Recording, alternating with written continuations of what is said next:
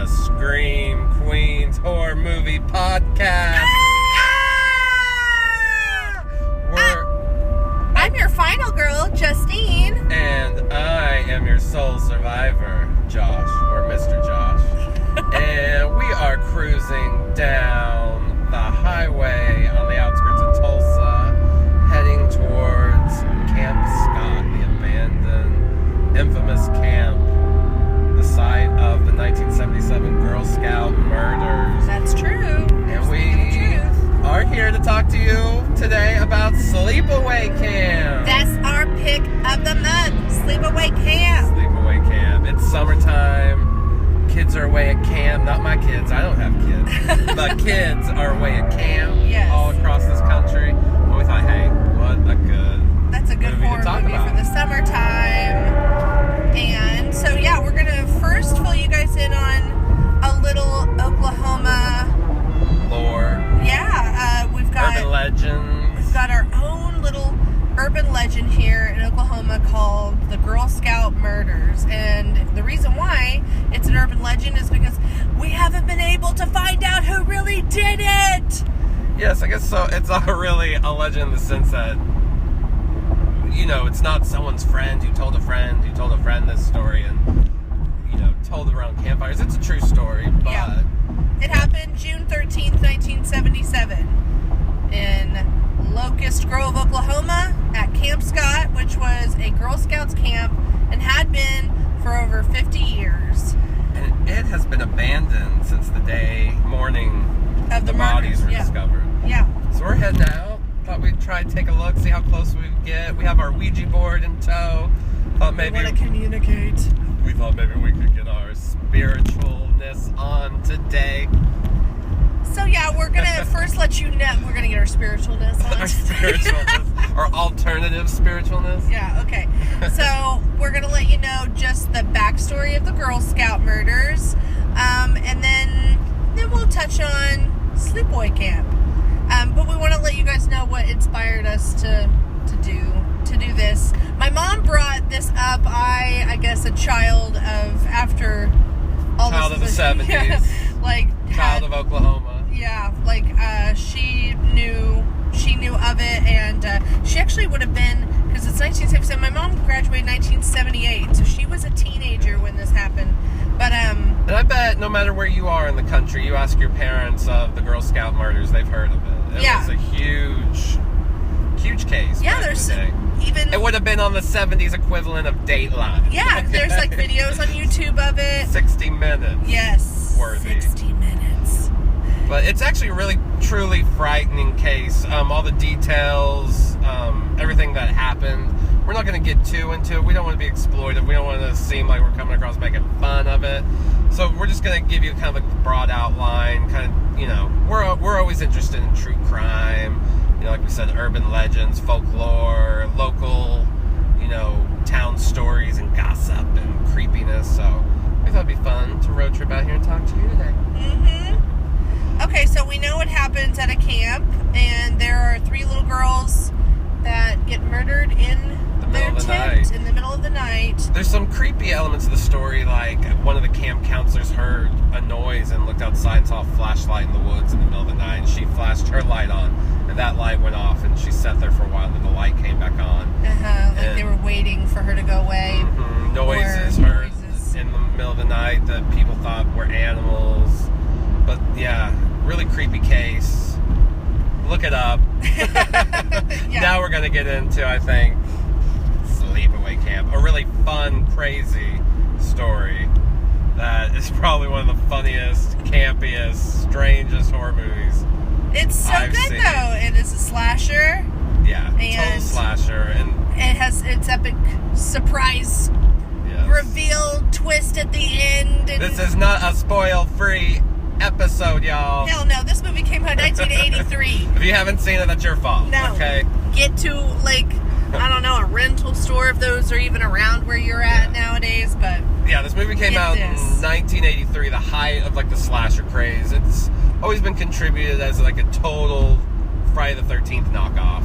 Yeah. But it's so different in tone. It's almost like John Waters had a baby with Sean Cunningham, and it came out as Sleepaway Camp.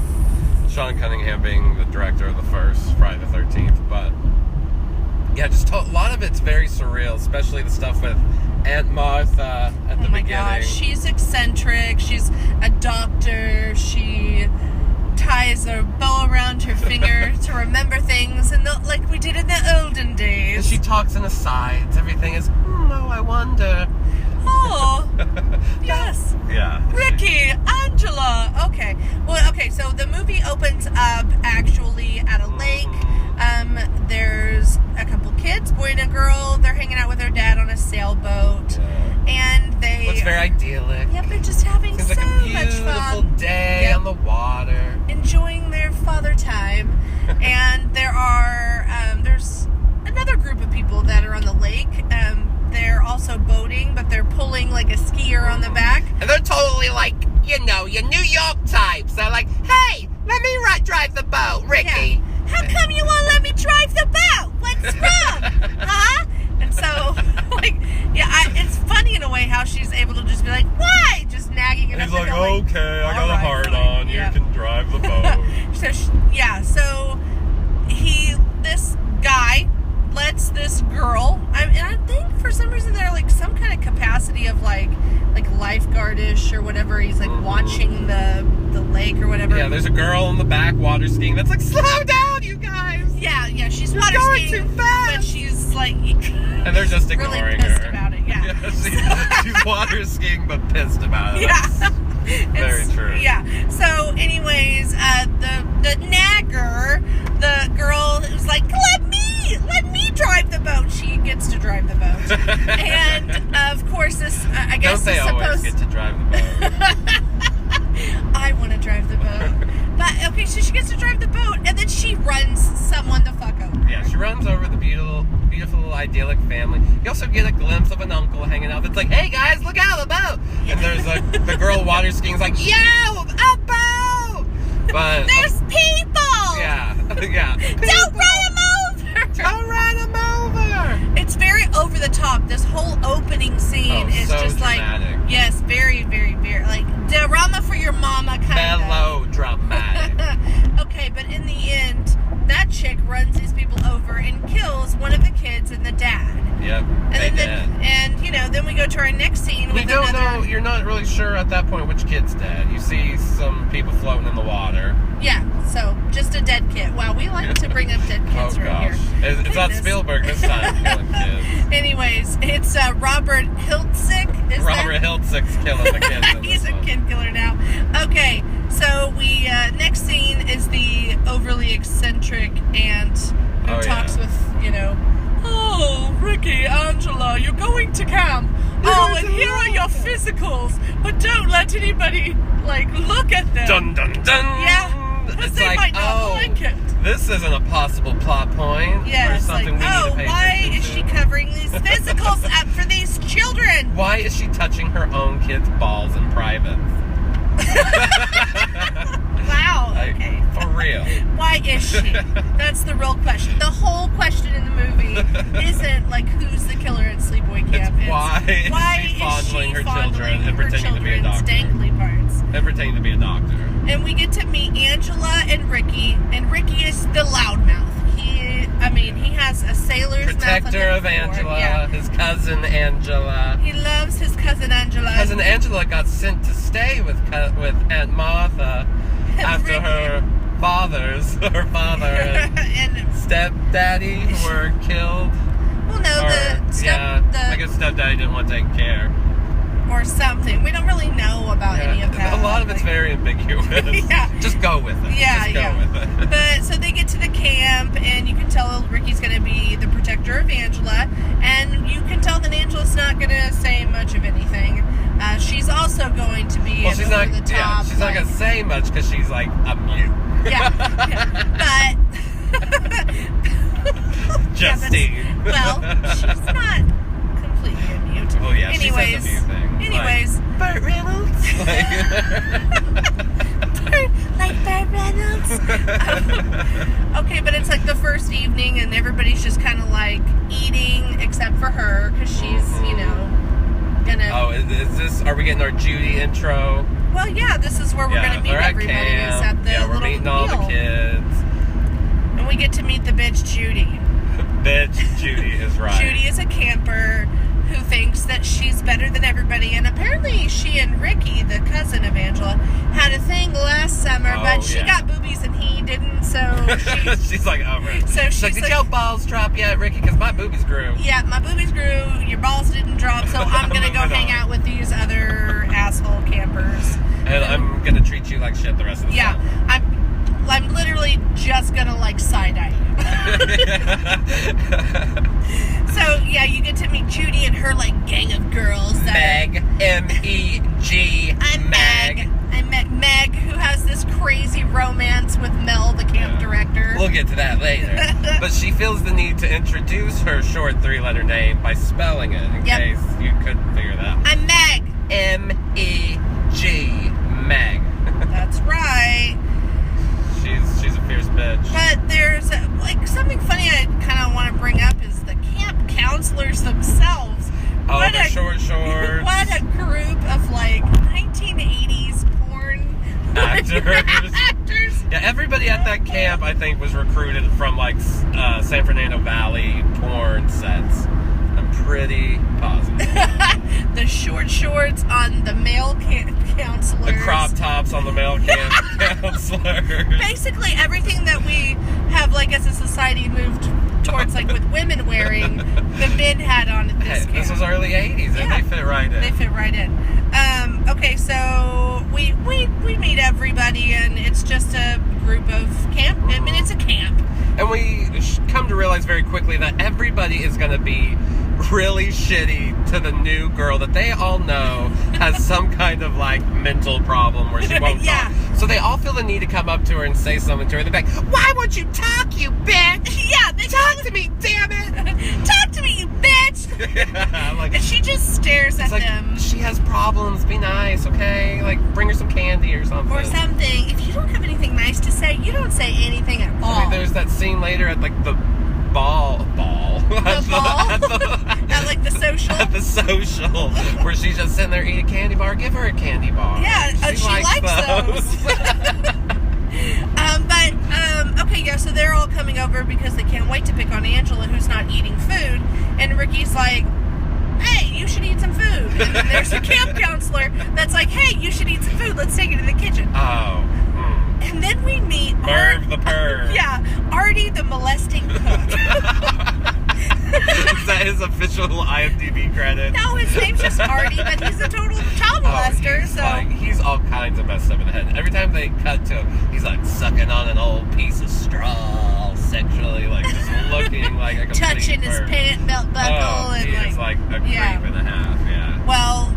He's like, come to my pantry. You might like. Yeah, Angela's got to go into the walk-in freezer with him to look for some food. You might find something you like in here, Angela. Yep, and what I mean by that is my big pink dick. But Angela's too young. Oh, obviously. She's 13. Yeah, but that's not the obvious to him, or he doesn't care. Luckily, Ricky walks in and saves the day, and they escape. And later that night, he gets his comeuppance. Yes, that's right. Later that day, I guess it's broad daylight. Yeah, I mean, it's probably like 5 o'clock, and he's getting ready to cook the kids' dinner. Yeah, for some reason, they have this pot on the stove that you have to get on a ladder to, like... Yeah, it's a pot that's, like, literally 5 feet tall on a stove that's already elevated. So, he's standing on a chair, like, smelling air that's coming out with like dry ice, maybe. Oh yeah, it's totally dry ice. And then all of a sudden, so he's on this chair, and here comes this hand grabbing the chair, is going to pull it out from under him. Oh, yeah. But he has enough time to be like, oh, I'm going to grab onto this pot and try to steady myself. Don't you do it, you MFer! And then grabs the pot and then pulls it down with him, and boiling water covers him. Some awesome makeup special effects. You see like the boils rising and kind of popping. Yeah, it's fucked up. Yeah, it's so nasty. And he's like laying there, in his hands. Yeah, it got all over him. And then the other cook comes in and is like, with like no pants on, right? He comes in and he has just like boxers. There's so much like just funny stuff in this movie. Yeah. That detail has escaped me. I don't remember if the other guy comes in pantless or not. Well, I mean, he had coverings on. Anyways, so we get to meet really Mel, the camp director at this point. He's come in and he's like, holy shit, this was an accident. Yeah. Everybody, this was an accident. This was... He's like, shh, it was an accident, everybody. And he's played by a Tony Award nominee. Is he? Mm-hmm. I forget the actor's name, but I know that little trivia. We had another technical difficulty. Our recording device almost caught its pants on fire. It got too hot. We had it up in the window of our car. We didn't think it through. Yeah, we didn't think it through. So we're back. However, we discovered that technical problem once we arrived to the camp, or to the outskirts of the camp. It was a pretty interesting experience. Yeah. We got as close as we could. We had to go down Creepy. this like really strange residential back road, tree line. Oh, and but what you Very mean by dark. residential is like A few some trailer homes. And some that's trailer homes here and there down this old road.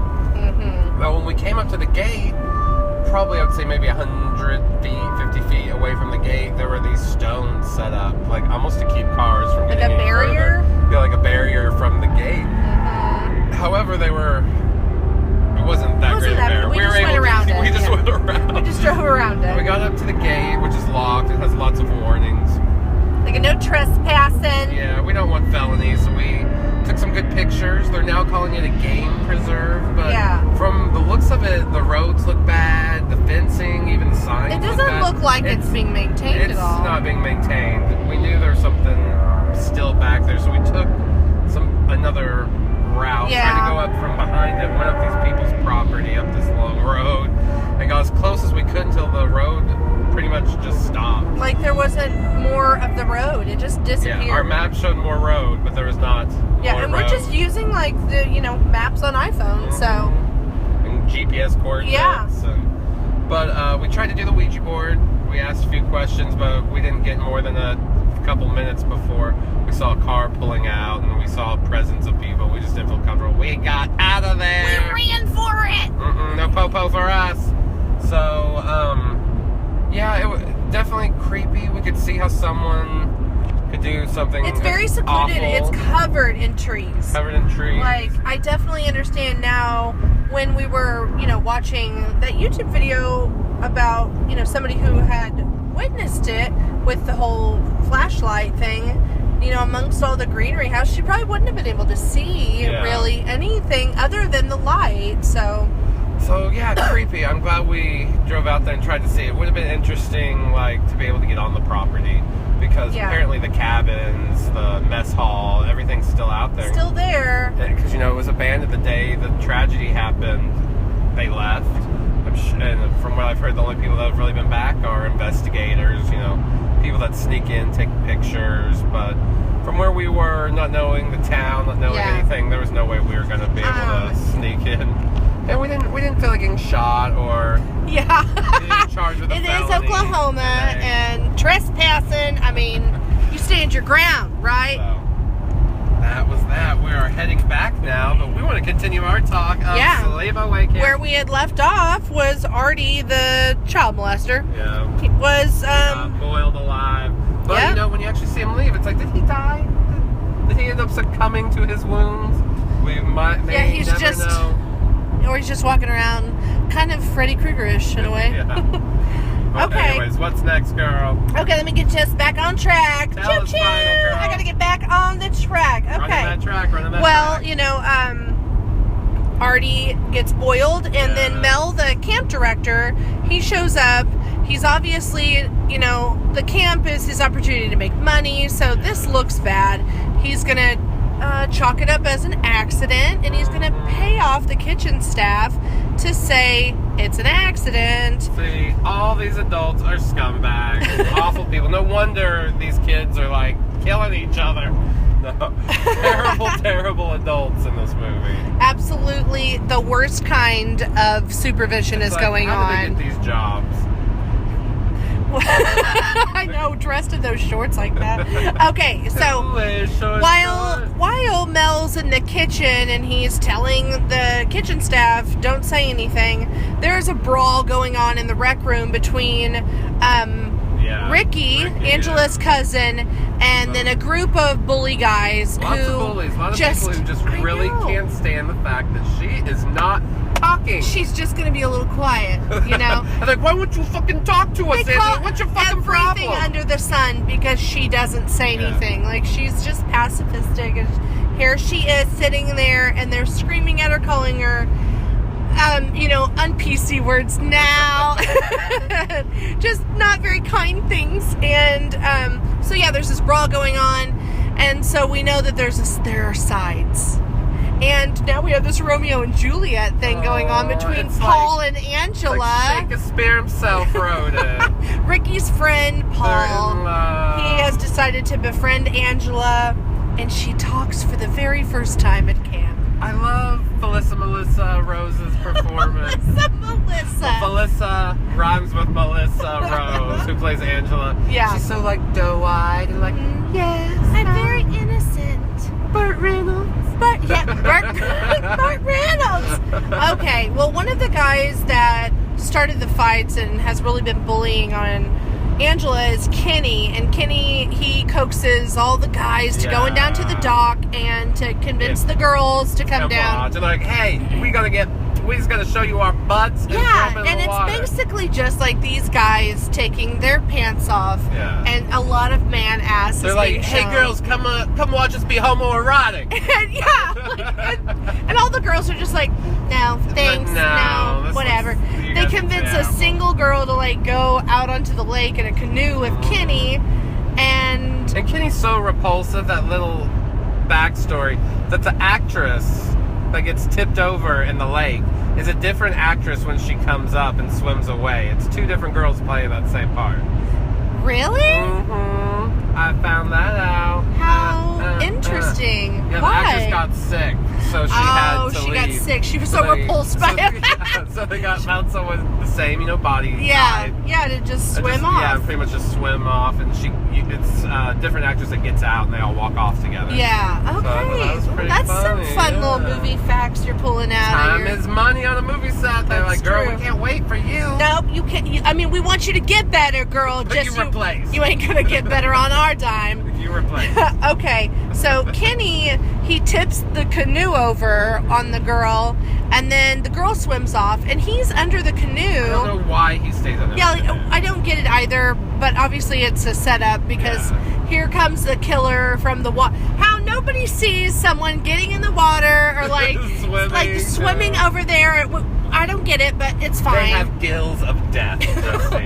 Gets under the canoe with him, and then he's like, "Oh, you like blah blah," and she or he easily, doesn't quite know.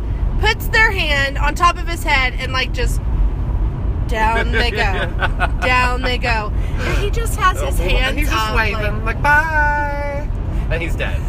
And the guys are up on the shore like, "Hey, bro, come on. Where you at? We tired and hungry. We don't have our underwear on. Come on. We're tired and hungry. We're gonna get some food. Yeah." So they just like leave him there. They're like, he'll get back. We'll see him later. No, he's not coming back. He's found the next day with like snakes coming out of his nose. He's dead. He's dead. He's dead. And Mel calls it an accident again. Terrible. This man could never run for president. Mm-hmm. Tony nominated Mel, by the way. I forget the actor's name. But he's a Tony nominee. Well, he did a great job. Yeah. The whole cast, right? They serve their purpose. Exactly. Okay, so it's very campy in the 80s. Like I said, it's like John Waters and Sean Cunningham had a little love child, and it came out Sleepaway Camp. That's what I like to say. This is what we've got. We've got Sleepaway Camp. We've got we got Paul and Angela now, who have shared their first kiss. Oh my God, it's so cute. They're growing up. They're adorable. They are so cute. And she, asks him like, will you, Or no, it's him. It's him that asks her to the movie. Yeah, you want to go to the movie? And she's like, well, I was going to go to the movie. And he's like, no, you want to go together? Like, so they agree to go to the movie. Burt Reynolds? Yeah. And every scene she says, Burt Reynolds? Burt Reynolds.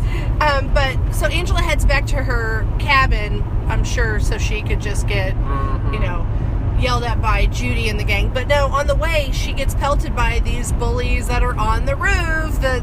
The kids that had been in the fight with Ricky the night before are up there. The first they're having playing another homoerotic scene. They're short shorts and they're like crop tops, and they can't seem to hit each other. Yeah, they're on the roof and they can't seem to like get somebody 5 feet away. They get Angela, who's like she's not on the roof with them and walking up. She's a few yards away. And what does she do? She falls to the ground in agony.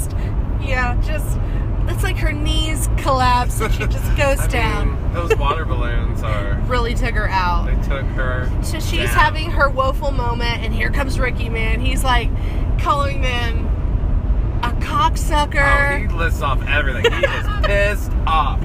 He is screaming. He's so profane. The actor is so funny in that part. Because you kind of believe him, too. At the same time, you're like, oh, he loves his cousin. Yeah, he just wants what's best for her. And these people, like, he's the only one not a shithead. Yeah, everybody at this camp is picking on her. Yeah, everybody's kind of terrible. Or the adults are trying to rape her. It's one of the other.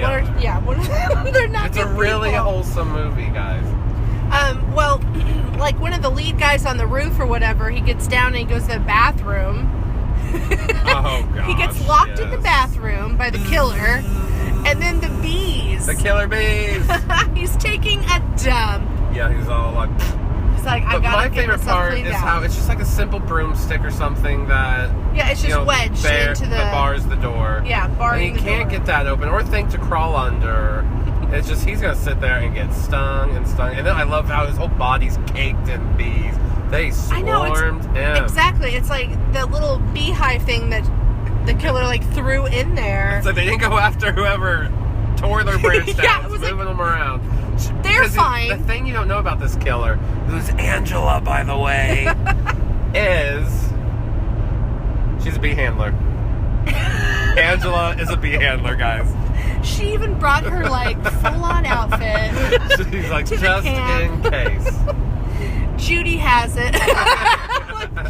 No, okay, all right. So yeah, basically, bye-bye, Billy. You're dead. You got bee stings all at your face. It's a My Girl moment, but pre-My Girl. Pre-My Girl moment. There's only pre and post My Girl moments, okay? That's how we define like everything. Was it before or after My Girl? Pre or post My Girl.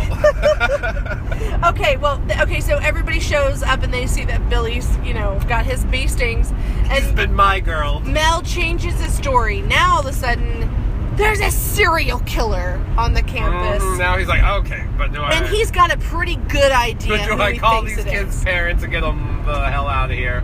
No. No. He, in fact, is like, let's keep everyone here. So while he's going on this like tirade, there's Paula and Angela down by the beach having another kiss. Maybe a little touchy, little feely. Hey, touchy, feely. Yeah. Angela, in the midst of like her... Oh yeah, he's all like, I'm gonna unbutton a button. I'm gonna unbutton the kiss your neck, top Angela. Button on your polo. And Angela has this like flashback, and it's... The weirdest, like... It makes no sense. It is absolutely... I can't tell what the filmmaker's trying to say. Out of this world. First, crazy. It's the two men, their dad and like whoever. Yeah, like the uncle or like the friend that was at the side of the lake. They're in bed together having a loving romantic moment. Oh yeah, they were obviously post-coital, yes. So they were holding each other, and she's flashing back to that, and then she's flashing back to two kids on the bed. Obviously, the kids that were. Well, no, but first you remember you see the two kids watching, kind of. They're observing those two in the throes of passionate lovemaking. Yes, and then it cuts to the two kids on the bed, and the boy is pointing at the girl. To the girl. So So that is the flashback that Angela has. And it triggers something in her to say, no, Paul!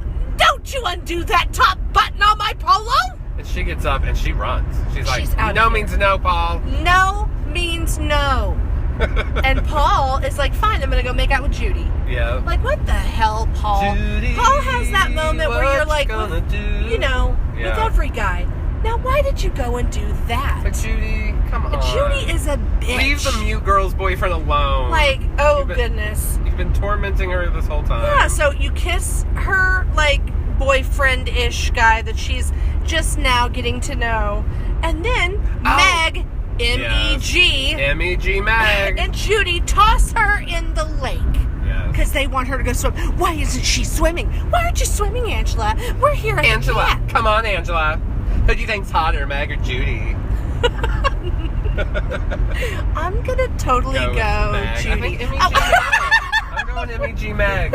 M-E-G Meg. I mean, M-E-G Meg is just a bitch. Judy has too much bitch face. Yeah, She's yeah, always she's like, arresting. Yeah. Like, yeah, Alright, I have my bitch face. So, Meg's hotter, and they throw Angela in the lake. Ricky comes to the rescue, and of course, he's just like, I'm gonna get you, you motherfucker. Yeah. Ricky style. He gets set off a lot in this movie. He comes unhinged. There's a lot, I'm sure the director was constantly saying, and you're pissed. Action. Yell as loud as you can and say awful things. Action. This is exactly what we need you to do. Okay, so basically we're starting to think, like, is it Ricky? Do you think it's Ricky? I don't know. think it's Angela. It might be. Oh, you mean I haven't seen the movie? Yeah, Well, Mel sure thinks it's Ricky. Oh, yes. Mel totally thinks I'm gonna get Ricky. you, yeah. Well, He then... gets, after Fellisa rhymes with Melissa, gets thrown into the water, doesn't... Is that when Mel comes up, it's like, I know you're the killer! Yes! Yeah. He attacks him, like, so many times. He attacks. It's this a full-on grown man attacks this kid. Awful adults. Okay, well, let's cut to whenever the camp counselors are all getting their, like, if they're working the night shift, Meg, M-E-G, finds out she's off tonight and asks out Mel, the camp director. Mel, you want to go out tonight? You want to go on a hot date? And he's like, oh, yes, of course. I definitely want to go do that. Do you? So in creepy. Every orifice in my leisure suit. He's like, yes, Meg rhymes with S-E-X. Spelled S-E-X. And everybody else has to work the camp social. Yes. And so the camp counselors are either, and then there's the camp counselor that has to take those 6 kids camping. That poor guy's like, alright, we gotta track out into the woods. So Meg gets the night off to get her fuck on. With old man. And then there's the one camp counselor that takes the 6 children. And this isn't gonna end well. Him taking the 6 kids is not gonna end well. And then everybody else has to be at the social. Yep. Okay, so now we're there. Now we're at the hop. Now we're there. We're starting to get at the end. Yeah, we're reining in. So Paul meets Angela at the social, like outside the rec room doors, and tells her he's sorry. Yeah. And she's like, Paul. You meet me down at the water. You meet me at the beach later, okay? He's like, all right, Angela. Sounds good. And then we cut to, are we watching Meg showering now? Now Meg's like, ooh, I got a date, gotta douche it up. Oh, got a date, gotta clean it up. Douche it up. Oh my God. Right, she's going on a date. Come on. Okay, yeah, she douches it up. Keeping it real. She's, in the shower, and then here comes the killer, and... She's like, for some reason, I'm just going to lay my back against this wall and shampoo my hair. Yeah, I don't really get that part. But that's how she meets her end. And the killer's like, okay, perfect opportunity. Yeah. Just stabs right through it. And then he pulls down. That's so gross. Like, when she falls on the ground, and you can see how long the slice is. You're like, that's pretty awesome. It's like, crazy. Pardon me? Oh, you gonna live? I'm okay. If this was a movie and this was the first act, you'd be dead in a couple hours. Yeah, in just a little bit, I would be a goner. Okay, so Meg's dead, and Judy's making out with her boyfriend. Yeah, she's like, we're keeping the lights off because we don't want anybody to know we're at the social. If anyone comes in, just tell them I'm staying in to read, y'all. I'm staying in to read, y'all. Yeah. Well, In my version, they're like Okies, not from like New Jersey or Long Island. But she meets her end. The boyfriend leaves, and then she thinks that he comes back, but it's actually the killer who's like, hey, I'm going to take this hot curling iron and shove it where babies come out. Yep, right up yo. Just say it, Justine. Vagina. Oh, I thought you were going to say pussy. Yeah, okay, right up your puss. Right up. And it's hot, it sizzles, she dies. Yeah, we don't have to talk about it anymore, actually. I don't want to talk about that. What would that feel like? What would that feel like? I don't know. Oh my gosh, I don't want to relate. And then we have the campers that are out, camping in their sleeping bags. And the counselor's got to take 2 campers back because they're little cry baby whiners. Little cold cry babies. I'm cold. I can't make it out here for one night. And see, all these kids have been little shits to Angela. They've been picking on her too. Mm-hmm. And so this counselor's got to take the whiny babies back to the actual site. So weird that anybody who messes with Angela gets killed. It's so strange. I wonder who the killer could be. Ricky? Yeah. Is it Ricky? Mm-hmm. Okay, so the counselor takes those 2 kids back, and he comes back to the campsite and finds that the 4 remaining children are slaughtered. Apparently. Butchered in their sleeping bags. This director is a kid killer. Kid killer. Spielberg's got nothing on him. Oh my goodness. The director, have we even mentioned who the director is yet? Richard Hiltzik. Okay, well, he's going in the fame of kid killers. I think he made one other movie like 20 years later, and it was like the 4th or 5th sequel to Sleepaway Camp. Really? Yeah, it was in 2008. I know there's not been that many sequels, but not that he directed. There's the first 3 from the 80s, and I don't know how long after those that the one in 2008 came in, but it's called like Return to Sleepaway Camp or something like that. Well, good for him. I haven't seen it. I guess take my horror cred card, because I haven't seen that one. We're not true horror fans. We haven't seen Sleepaway Camp 75. Well, okay, let's get back to Sleepaway Camp. Okay. So Mel is beating up Ricky. He's found him. He's got him on the ground. He's pummeling this child into the ground, beating him. He's convinced that Ricky is the killer because isn't Ricky the killer? There are people at this time discovering the bodies. Like, oh yeah, they find, everybody's running into a body now. Now, because the little camp counselor that took the kids, he's having to return back again and to say like, hey, guess what? Yeah, there's 4 dead kids down there. Hey guys, And so they call the cops. So the cops are on their way.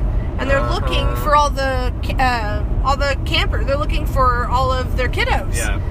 We can't find Ricky, and we can't find Angela. We can't find Paul. Where are they? Where's Mel at right now? Yeah. Well, they find him dead. They dead. Yeah. Paul's head is being held by. Well, first it's all serene. It comes down. You see her petting him. The counselors are like, "Do you hear that singing?" And then it cuts away again. And to the action. And when it comes back to her, finally, later, she's holding. How do we put this? We just gotta say it. She holding his head with her dick out with a growl face on. Okay? She's like, and big reveal, big shocker. She's got a penis? She's really a boy. It's a boy? Aunt Martha always wanted a girl. And so we get to see Aunt Martha again. We find out who all died. I guess apparently the little girl died. It wasn't the little boy. It wasn't the little boy. It was the little girl. And she... little boy got sent to Aunt Martha, and Aunt Martha wanted a little girl. So before Ricky got back from, I think, another camp or something. Ricky's always at camp. Ricky was gone. She transformed Angela into a boy. So Ricky probably never knew that Angela was... really a boy. Yeah. Even though they lived at the same house together, and probably, saw each other in the bathroom once in a while. So that's why she there it is. Was jiggling their privates at the beginning. Yep. That's why she said, hey, guess what? I'm going to do your physicals. Angela's a murderer and Aunt is a crazy, crazy lady. Yeah. Yeah, the aunt's and a menace really to terrible. society. Creating just transgendering the kids for them, forced on them. Goodness. Not even a natural choice. Yes. Angela didn't say, hey, I feel like a woman. I want to be a woman. No, Martha said, no, I need a little girl. You're going to be my little girl. Fucking weird. Yeah. Oh my gosh. This movie is... Like, Angela, if you decide to be a woman or to be the woman you are, I will support you. Of but course. if you want to go back to being a man, I will support that too, Angela. Of course. Yes. Well, this movie is out of control. There's the storytelling going on here. I can't quite figure out. It's very fantastic. But something about it draws me to it. Yes, I do love watching this movie. It's so funny. The kills are, I don't want to say hilarious because but hilarious. Yeah. The kills are hilarious. Yeah. They're like so over the top.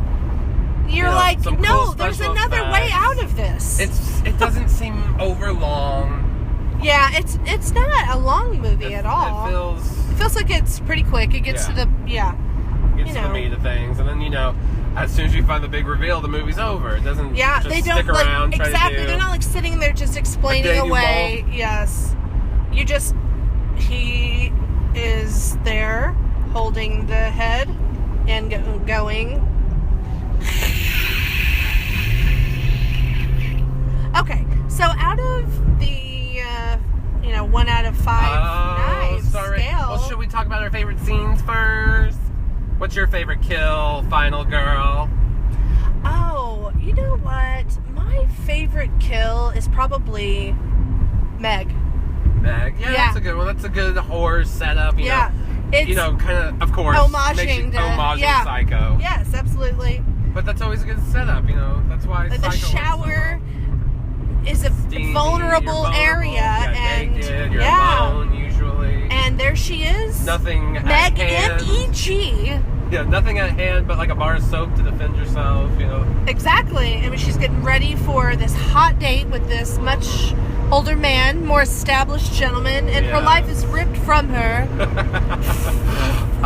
whilst in the shower. Of course, I think my favorite kill, I have to say the most memorable, is the curling iron vagina, yes. I knew you were going to go Judy. I knew it. Judy. Or I would say, I love the boiling water scene. Oh, that's... It might not be a kill, because you never know if he dies. Yeah. But the whole... It's like, we know he's kind of passed out, but... Is he really? Well, no, he's like screaming, remember? He's like, ah! Yeah, I guess he's... Yeah, I can't. But, yeah. That's a good one. I love all the boils popping. Yeah. Some good makeup It's really good effects. really good makeup. Because everything with Judy's more suggested. You see it in shadows. Yeah. The screams. I like that too, though. The shadows, like... But I like how they do both. You see one up front, personal, and then and the other one kind of in the shadows. It's a really good movie. I mean, it's campy, and I like that, and it's campy at camp. All right, should I give my knife rating 1 out of 5? 1 out of 5, Josh. What's your knife rating?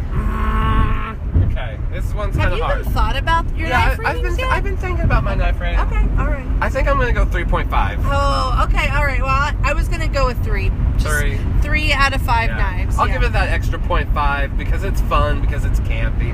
If it was like, what part of the knife is the half for I think it's just the handle. The handle? Yeah, it's the handle. I don't know what that means, but I'll just go with the handle. Okay. You can throw it. Yeah, you can throw it and hit someone's head. But yeah, I'll give it it's campy, it's fun. It obviously has its flaws. I absolutely enjoy it. People could say it's homophobic, transphobic, but it's fun. I don't, it's of its time. Yeah, I don't think it's trying to be much more than what it is. Yeah. And I don't think it's trying to send any more messages than it's already placing on the screen. So it's a fun movie. Fun scares. I'm not even sure if it is scary. It's just fun and creepy and. Yeah, I mean, it's got some jump out moments. It's like, the perfect kind of 80s slasher. Like I said, it came out in the time of just all these 80s slashers in 1983. It often, gets referred to as a Nightmare, Friday the 13th ripoff, which I could see that, but I think it's its own thing.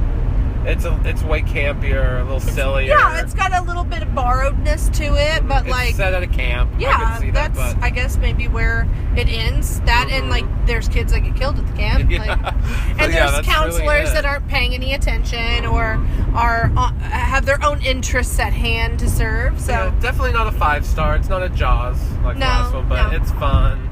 If you're a fan of the genre, if you love horror movies and you like to, explore, see all kinds of things, there's really good editions right now on Blu-ray on Scream Factory has put out. There's Yes. a really great Sleepaway Camp. It's got 1, 2, and 3. good extras. So I would recommend that. All right.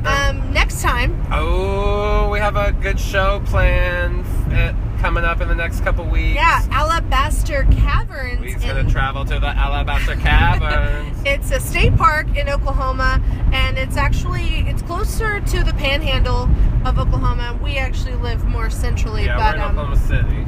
So yeah, it's a good 2.5 hours away. We're excited. We love road tripping, so it's just going to be another adventure for these Scream Queens. Remember I did that last time? Scream Yes. I think I'm just going to call it that. Queens. For the Scream Queens. Horror movie podcast. No, another trip for me and you. Yeah, we love The caves. Scream. We love caves. We love caves. Anywhere It's dark like the cave. it's like the biggest alabaster cavern in the world or something, and it just happens to be here in And Oklahoma. can you guess what movie we might be talking about when dealing with caverns and caves? Can you guess? It's an early 2000s. I think we might be talking about The Descent. It's gonna be great. So It's horrific. your ears and eyes out Can't for wait. episode number 3. Keep checking on us on YouTube and Facebook. We are the Scream Queens podcast on both. And soon we'll hopefully have a downloadable presence on the internet. Yeah, on iTunes or something. Yeah, so All right. we love ya. Love you so much. Keep Thank loving you for horror. listening. Yeah. We appreciate it. Keep listening, keep If you watching want. horror, keep loving horror. And we'll we will see you soon. This is check your at Scream Queen and your soul survivor, Mr. Josh. I'm your final girl, Justine. Goodbye.